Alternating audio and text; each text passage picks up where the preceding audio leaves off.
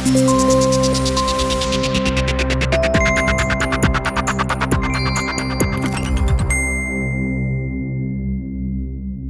murder capital.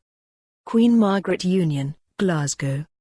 40 years ago this year, U2 launched their debut album, going on to become global superstars and Ireland's most famous musical export. In 2003, Boy was ranked number 417th on the Rolling Stone list of the 500 greatest albums of all time, and the opening salvo I Will Follow remains a staple in the Bono-fronted band's setlist today. In 2020, Ireland has at least 2 breakthrough guitar bands to be proud of. The Murder Capital and Fontaines DC have only one album to their names but can rightly be talked about as potential heirs, with the emphasis on potential. The only thing the former's debut album When I Have Fears has in common with Boy is that it has traditional guitars, drums and bass and comes from the Republic. Unlike Boy, it reveals a knack of showing that intensity is more than just bluster, and comes in many guises.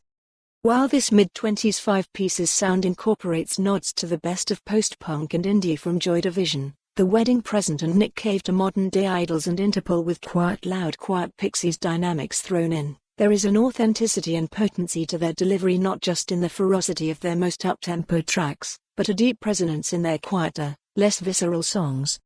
It can be an outward showing, with a snarling, manic bite, and in their case mosh pit friendly as in their wild Glasgow opener More Is Less, where singer James McGovern gets into the crowd to lead the dance violence. The vein-bulging start continues with the insatiable Green and Blue, which in Glasgow could almost be a call to both sides of the old firm as McGovern beckons, I'll correlate the blue, the green and blue, the green for you. It is not an intended message. But there is that delicately emotional introverted voice, which equally acts as a soul purge. After the deliriously exciting opening, where the 5-piece struggle to fit on this curtailed stage, the tender 2-part slow dance twists the fire into tender, poetic shoegaze territory. Unlike U2 when post-punk was still fresh, there has been 4 decades of attempts at evoking that devil-may-care spirit in different guises, and this band pull it off, like Idols, by daring to talk about their feelings.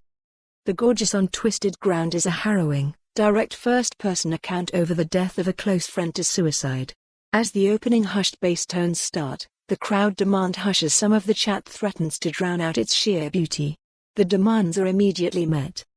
The mixing desk audio engineer takes special credit for careful control over the close interplay between the guitars, bass and drums that exists on the album, and crucially for giving clear space to McGovern's potent delivery of his most chilling lines, giving greater impact to the devastating con. For more on this story, visit the news article link.